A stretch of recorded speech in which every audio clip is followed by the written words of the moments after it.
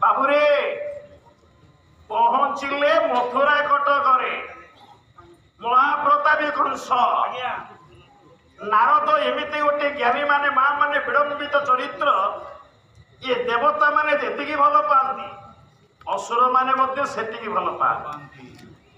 କଂସାସୁର ଦେଖୁଛି ଦେବର୍ଷି ନାରଦ ଅସମ୍ମାନିତ କଲାନି। ଗାୟକ ଶିରୋମଣି ନିରଞ୍ଜନ କର ମହୋଦୟଙ୍କ ଭାଷା ସେତୁ ପ୍ରତିଷ୍ଠା କାବ୍ୟ କହିଲେ ସନ ମାନେ ଯଦି ବସାଇଲେ କତି ଦେଇସୁ ଆସନ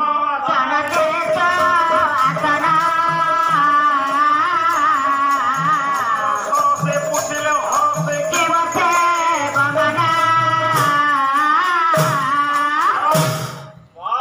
ଆସନ ଦେଲା କଂସ ପାଦାସନ ଦେଲା ନମସ୍କାର କଲା।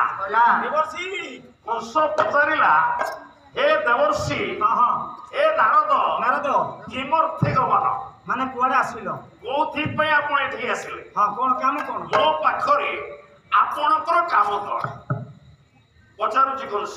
ଆଜ୍ଞା ନାରଦଙ୍କର ତ ଗୁଳି ଲଗେଇବା ଉଦ୍ଦେଶ୍ୟ। ହଁ କଣ କହିଲେ ନାରଦ? କହିଲେ କଂସ ଆଜ୍ଞା କଂସ ଆଜ୍ଞା ତ ମରିବାଟା ଟିକେ ଅନିଶ୍ଚିତ ଭାବରେ ଥିଲା।